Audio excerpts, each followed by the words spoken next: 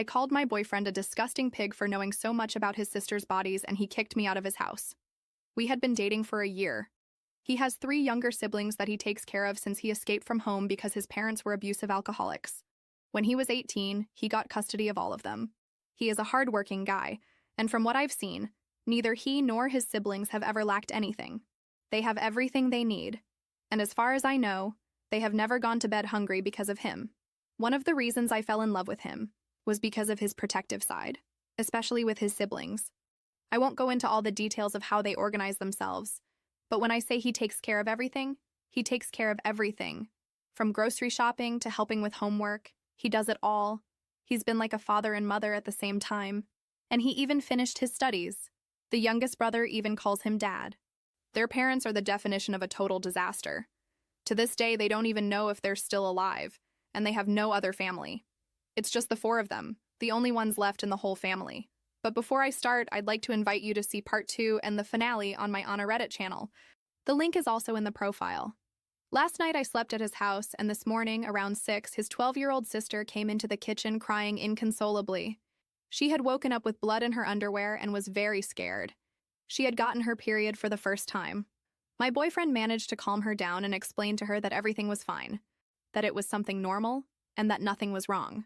He gave her a quick explanation of what was happening and told her that her body was changing. Then he asked her to take a shower to clean herself and explained where the pads that his older sister, the 16-year-old, used were, and to use them as she had taught her. When the girl went to take a shower, he let out, "Damn, I thought we still had another year left." I don't know if you've ever felt how a word can open a crack in something that seemed indestructible. I lived it. That morning I said, "Disgusting pig," and I saw how his eyes suddenly went out. He didn't shout. He didn't insult me. He just looked at me as if I had wielded a knife and stabbed him in the stomach. Then, with a coldness I had never known in him, he said, "Get out." I was still wearing the t-shirt I had slept in, and I couldn't even put my shoes on properly. I half collected my purse, trembling, and left his house with my dignity in tatters. I didn't know it would be the last time I would set foot there.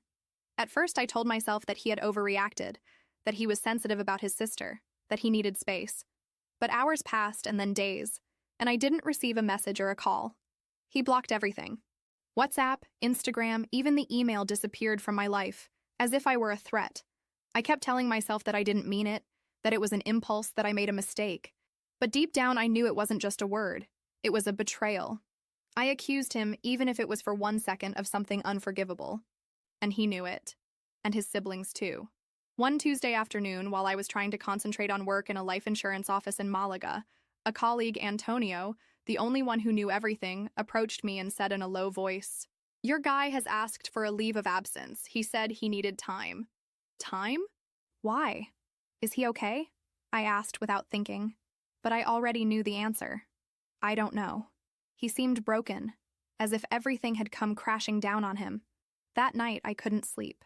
I looked at the ceiling and thought about how it all started, about how much I admired Marcos, about everything he had done for his siblings, how he prepared their breakfast, how he took them to the doctor, how he went out of his way to make sure they had what he never had. I fell in love with his way of caring, and I attacked him right where it hurt the most. On Friday, someone left a bag of food in front of my door. Inside was a note. It just said, "Don't come back." It was his handwriting. I collapsed on the floor. I cried so much that my chest hurt. I felt like an intruder in my own life, a shadow. I tried to help secretly. I used a secondary account to place a large order at the grocery store in the area where they lived, paid with my card. I sent school supplies. I left a gift card in the mailbox. I didn't know if they were receiving it or throwing it in the trash. I didn't care. I just wanted to do something. Anything. Until one afternoon, sitting on a bench in front of the Maria Zambrano station, with my hands frozen from the wind, I received an audio message from an unknown number. It was Lucia, the 16-year-old sister. Her voice was firm, but it hurt a lot. "You have no idea what you've caused here. You didn't just break his heart, but all of ours. We thought you were different. We thought we could trust you." The audio ended with a silence so long that it made me feel as if I had been buried alive. 2 days passed, then 3. I resigned myself. I thought that was the end. Until suddenly, Monday morning, while I was signing a contract at the office, someone came in without asking permission. It was Lucia. She was wearing a black coat, her hair pulled back in a tight ponytail, a look that did not allow for discussion. She held my gaze without blinking. "Do you want to fix this?" she asked. I could barely nod. "Then shut up and come with me." "Don't say a word." I followed her without thinking. We hurried down the stairs. Outside, the air was colder than I remembered. We got into a car. She started driving without saying where we were going. She just looked in the rearview mirror and murmured, "I hope you don't regret it because what you're going to see is going to change you forever." Lucia didn't say anything else after that. She just fixed her eyes on the road, with her hands firmly on the wheel and her jaw clenched, as if she were holding herself back from throwing me out of the moving car. Her silence hurt, and so did mine. The journey seemed longer than it was. Every corner she turned increased the weight in my chest. I wanted to ask where we were going. I wanted to know exactly what awaited me. But the truth is that I had already learned that with Lucia, you don't insist. When she wants to talk, she talks. When she doesn't, the silence screams louder than any word. 20 minutes later, we stopped in front of a simple building with a discreet sign: Association, Light of Life, Shelter, and Hope. Before I could ask anything, she was already out of the car. I forced myself to get out too. My steps wavered like those of a child about to be scolded. And deep down, that's exactly how I felt. We entered. The atmosphere was clean, welcoming. The smell was of fresh bread and tempera paint. There were children's drawings stuck on the walls, toys organized in transparent boxes, a small mural with photos, smiles, birthdays, days in the park, and in many of them, him, Marcos. Marcos smiling while holding a baby in his arms. Marcos reading a story to a group of attentive-eyed children. Marcos teaching a child to tie his shoelaces. Marcos painting a face on any Saturday. Marcos being all that which one day I thought I knew, but now I saw with him. He wasn't pretending to be good. He was good. "He's in the back," said Lucia. Finally, with the new kids. I followed her without questioning, with my stomach churning. We walked down a narrow hallway to an open area at the back with some wooden tables, scattered papers, and children's voices mixing. And there he was, sitting on the floor with 3 boys, helping one of them make a paper airplane. His hair a little longer, his beard unshaven, but the same firm and kind look as always. I froze at the door. Lucia did not call me over. She simply crossed her arms and stood there, by my side, observing her brother. "He comes here every Saturday and Sunday. Even exhausted, even with siblings to take care of. Even with a broken heart," she said without looking at me. "And you know what's the worst part? He doesn't blame you. He blames himself for having trusted." Those words tore me apart more than any scream could have done. One of the children pulled at Marcos's t-shirt, pointing at me. He turned his face, and for a second our gazes crossed. It was like receiving a dry slap to the soul. His eyes, which used to welcome me, now passed over me as if I wasn't there. No anger, no pain, nothing. Just absence. He got up calmly, thanked the children, and went in through the side without even glancing over. And there, in that instant, I understood. There was no greater punishment than the silence of someone who loved you. I wanted to run after him. I wanted to scream, kneel, ask for forgiveness in every way. But my legs did not obey. Lucia was still there, with her arms crossed like a sentinel. "Did you want to understand? Right? Did you want to fix it? Well, start here. He's not going to listen to you yet, but you can see with your own eyes what you trampled on." And I stayed. I stayed until the last child left. I stayed sweeping the floor, folding paper, stacking books. I stayed without knowing if one day I would be forgiven. I stayed because now I knew it wasn't about being forgiven. It was about one day deserving to be able to look at him without being ashamed. And so it was that I stayed. The following Saturday, I returned. Not because someone invited me, or because I thought I would be well received, but because for the first time in my life, I understood what emotional responsibility was, and I knew that running away would just be one more mistake. I arrived early. I helped organize the painting materials. I washed the plastic cups with the sour smell of Friday's juice. I aligned the chairs in the reading room. Nobody said thank you. Nobody looked me in the eye. And it was okay. I wasn't there to receive. Marcos arrived last, as always, with a bag of provisions in one hand, a homemade cake in the other. The children ran towards him as if he were the real-life Santa Claus. And he, smiling, responded to everyone with an affection that hurt to see. It hurt because I remembered that smile, and I knew that for me, now it no longer existed. When he saw me, he hesitated for half a second. only half. And then he simply passed by me as if I were the doorframe. I stayed in my corner. Lucia, on the other hand, shot me sharp glances. It was as if she was there just to make sure I didn't forget for even a second what I had done. And the truth is that I needed that. It was weeks like that, without contact, without a word, without even a trace of attention from Marcos or the siblings. Even the youngest, who used to hug me when he saw me, started hiding his face behind Marcos's arm. The silence skinned me inside, but I kept going. I swept the floor, cooked rice, told stories, packaged donations, never to draw attention, just to do. It was my way of speaking, since my voice had lost the right to be heard. It was on an ordinary Wednesday when it happened. I had gone to the center to help restock some donations that were disorganized in the storeroom. I was alone in the small room at the back, hearing only the muffled noise of the children playing in the yard when I heard the door open forcefully. It was him, Marcos. He came in as if the world was falling on his shoulders. He threw the boxes in the corner, leaned against the wall, and for a moment he didn't seem to notice that I was there. His breathing was out of sync. His eyes were tearful, he was trembling. "They're cutting off the electricity again," he murmured, more to himself than to me. I didn't move. I can't pretend everything is fine anymore, Lucia. I can't. They see me as a superhero, but I'm not. I don't know what I'm doing. I'm just trying. It was then that he saw me and his face fell apart. "Ah," he whispered, taking a step back. "Of course you." I tried to say something, but the words betrayed me. "If you've come to see the damage up close, you've seen it. Now you can leave." He turned around, but before he could leave, I finally managed to speak. "I came because I understood that I hurt you in the worst possible place. I'm not here for me. I'm here for you all. And because you deserve someone to stay, even if you don't want to. Because you always stayed for everyone." He didn't respond, but he didn't leave either. The silence between us was now different, no longer one of repulsion, but of two strangers trying to relearn how to breathe each other in. Lucia appeared at the door shortly after. She observed the scene with the same firm gaze.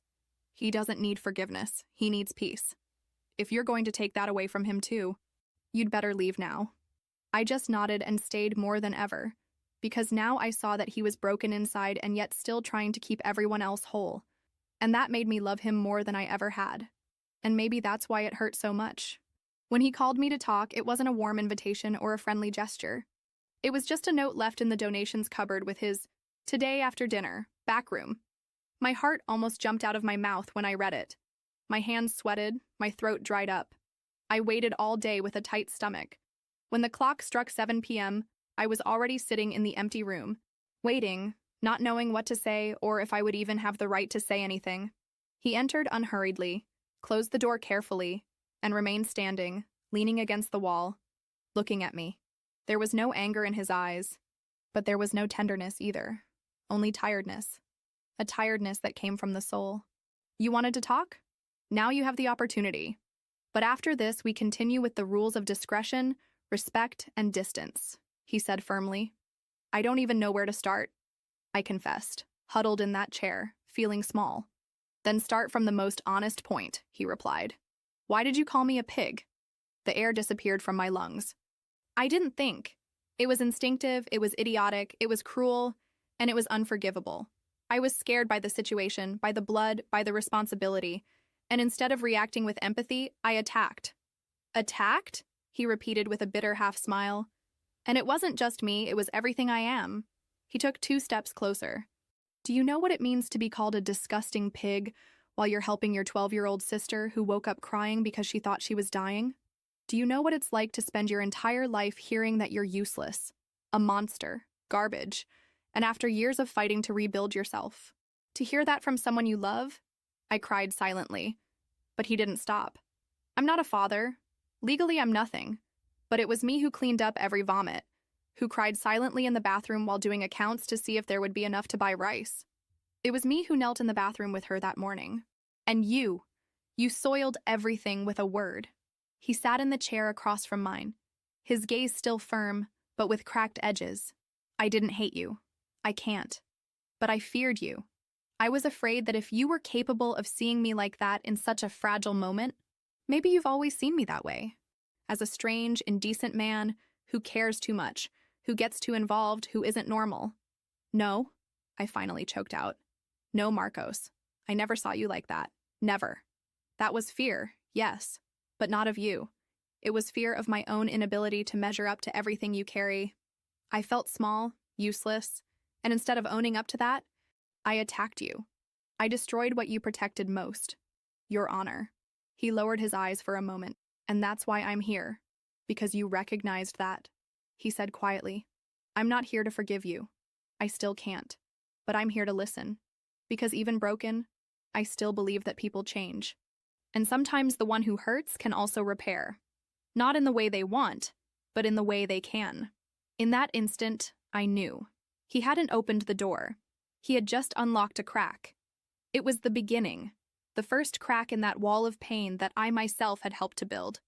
I left that room with a wet face, trembling legs, but with a heart a little more whole. He listened to me. And for the first time since everything, I felt that maybe one day I could be forgiven. It was the following week when the center coordinator appeared with the proposal. A state event on youth and family reconstruction focusing on real stories. They wanted Marcos to be one of the speakers. They wanted to hear the story of the brother who became a father. The man who rebuilt a family from scratch, without support, without a manual, without rest. He refused immediately. I'm not an example for anyone, he said, throwing the floor cloth in the bucket. I just did what I needed to, and I still make a lot of mistakes.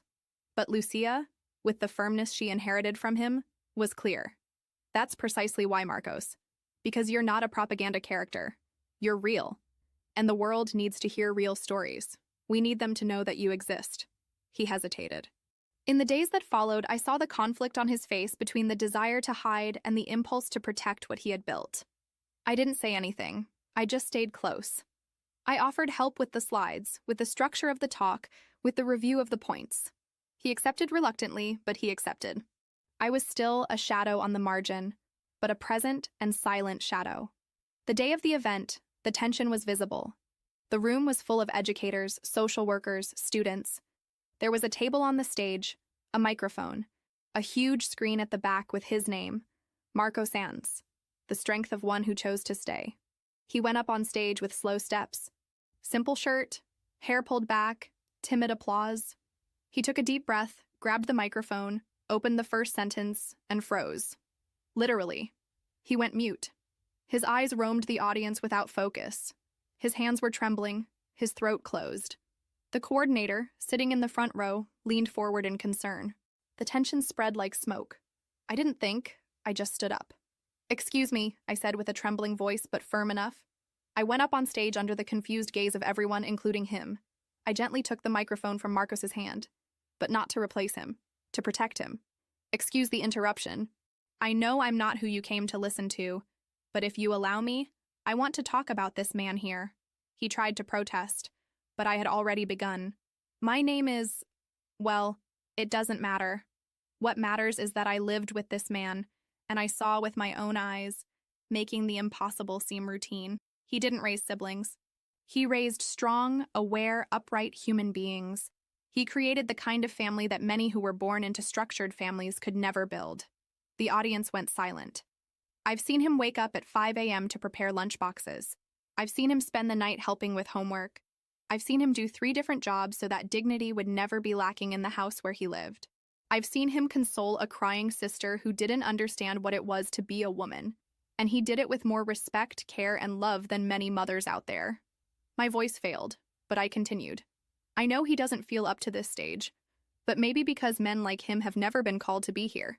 He doesn't have a pedagogy diploma or a psychology course, but he had the courage to create a home in the midst of chaos. And that is pure heroism. The applause began to resound slowly, then louder. Some people stood up. I turned to him and saw the small, contained smile. But there it was. The first since the day everything collapsed. He took the microphone back, with wet eyes. Thank you, he said, pausing for long seconds, for seeing me. And then he spoke. He told his story, without ornaments, without drama, just truth. And for the first time in a long time, I didn't cry out of guilt. I cried with pride, and it was from there that things began to change. Not with hugs, not with apologies, not with any kind of dramatic declaration. They changed in the way that real things change. Little by little, in silence, at the pace of someone who has already lost too much to risk again. In the week following the talk, I arrived at the center and Marcos was already there. He was preparing orange juice in the kitchen, as he always did. When he saw me, he didn't look away. "There's more fruit in the fridge if you want to help." That was it. The first crack of coexistence without tension. I began to go to families' homes to help with social worker visits. We would leave donations together, fill out forms, and occasionally he would even make a dry comment about my disastrous way with documents. I pretended to be offended, he pretended to believe me. Over time, the siblings began to give in too. The youngest, who used to hide his face, started greeting me with a subdued, "Hello!"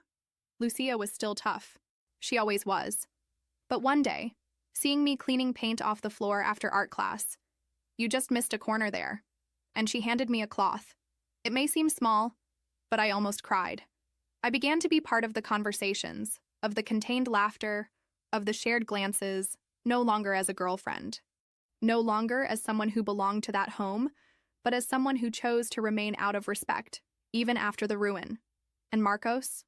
Marcos no longer avoided being alone with me. Sometimes we talked about the children, other times about nothing. There was a night when we sat on the terrace of the center, watching the little siblings playing with flashlights in the dark. We didn't talk for half an hour, but he offered me a blanket when the wind got colder. And that said more than any, "I forgive you." There was never a conversation about getting back together. There was never a kiss, a gesture of possession, or even a hint. Because loving sometimes isn't about reconquering. It's about respecting boundaries. It's about accepting what's left and making a new beginning out of it. Today, months later, we're still like this. He continues to take care of the world with the strength of someone who has already been ignored by it. And I continue by his side, not as someone who expects something, but as someone who truly understood what love is. Because true love is when you don't ask to be loved back. It's just being whole, present, rebuilt, without demanding anything more than the opportunity to do the right thing. And I grab that opportunity every day, with both hands and with my heart, which finally learned that repentance is only worth it when it comes with action. And the silence, the same silence that once destroyed me, is today the space where, slowly, we are learning to begin again. Days before that farewell, something happened that may have been the real turning point between us. It was an ordinary night. The children had gone to bed early. The center was quiet and I was washing the dishes unhurriedly, trying not to make noise. Marcos suddenly appeared in the kitchen, holding 2 cups of tea. He left one near me without saying anything and leaned against the doorframe, watching. "Lucia told me that you slept on the sidewalk of the hospital when Miguel was admitted," I commented, breaking the silence. He nodded, looking at some fixed point beyond the window. "I had no money for the bus. Sleeping there was better than going home." Silence. We never talked about that. Did we? About what it was like before? About everything?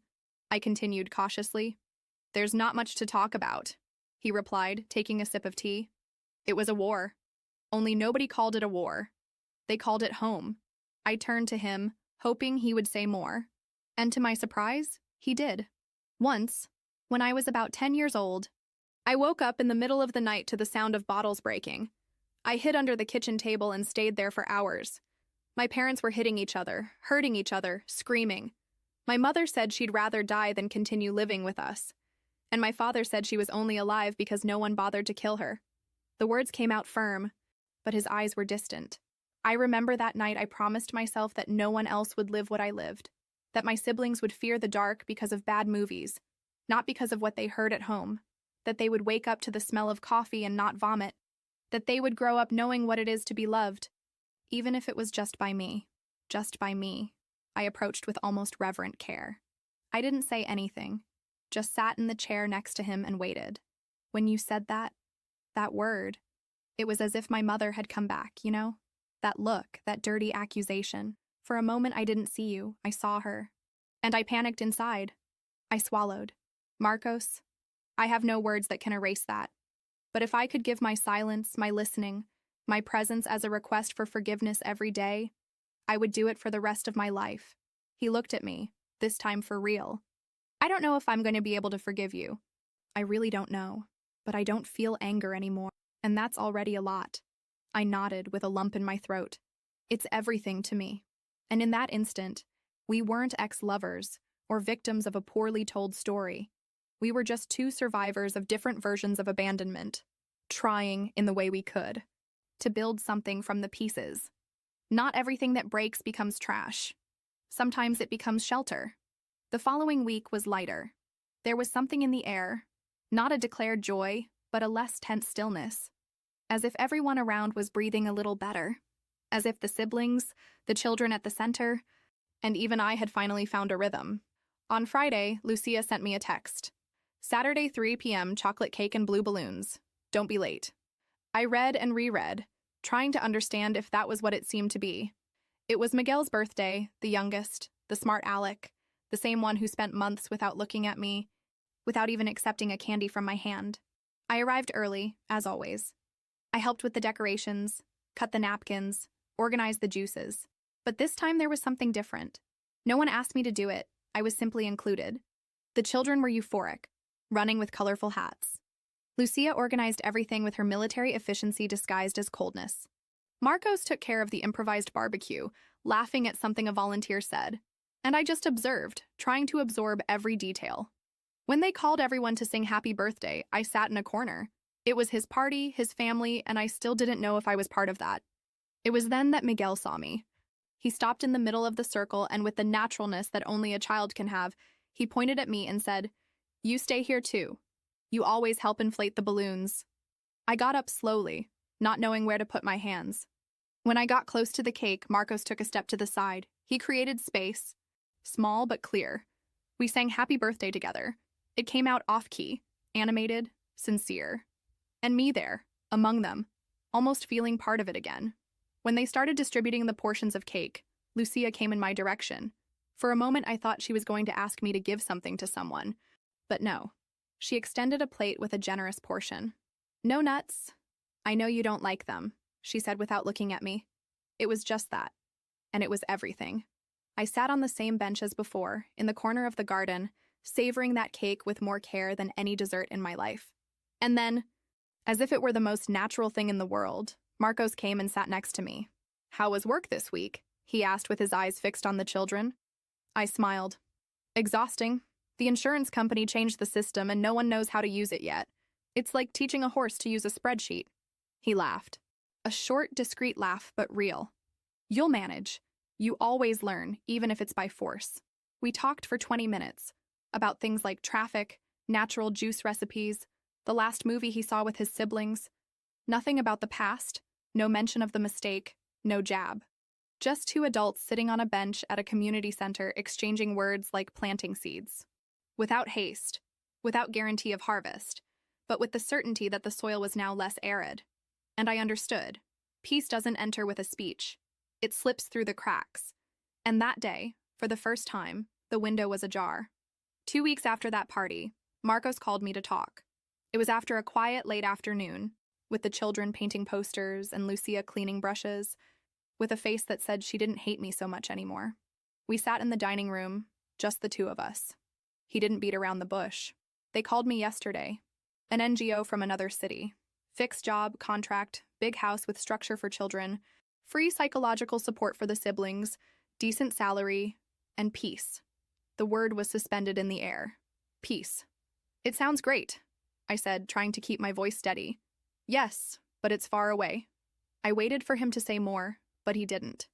He just kept looking at me, as if waiting for me to react in some way. So I took a deep breath, looked into those eyes I knew so well, and simply said, "Go." He raised an eyebrow. Just like that, without a speech, without attachment, I replied, smiling slightly. "You don't owe me anything, Marcos. If that place is a little lighter than here, you've waited too long to have that for even a second." I saw something break in him, but it wasn't anger. It was fear. "I don't want to seem ungrateful. You've helped so much." "I didn't help so that you would remember me," I interrupted. "I helped because it was the right thing to do, and because even if we never do anything again, I will always want to see you well." Is that all? It's enough. In the following days, I was actively part of the process. I organized the children's documents, checked the enrollment in the new school, printed copies of certified IDs, arranged exams, delivered notebooks, washed the dirtiest sneakers. Lucia, on the last day, hugged me without warning, without words. A short but tight hug. Miguel gave me a drawing with colored pencils.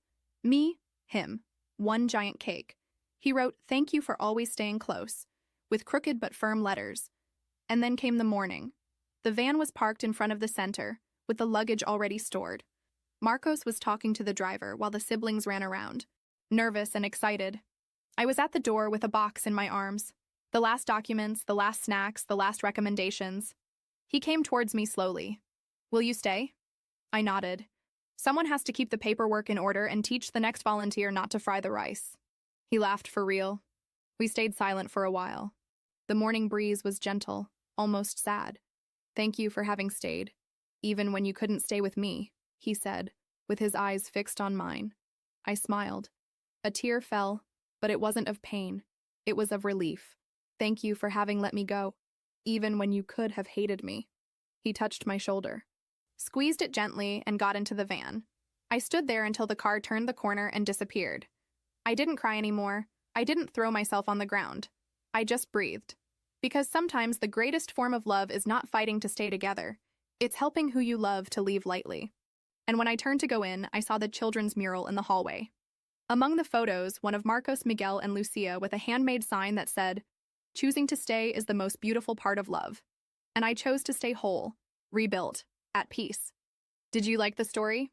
Leave in the comments what you thought. Don't forget to subscribe to the channel and see you in the next video.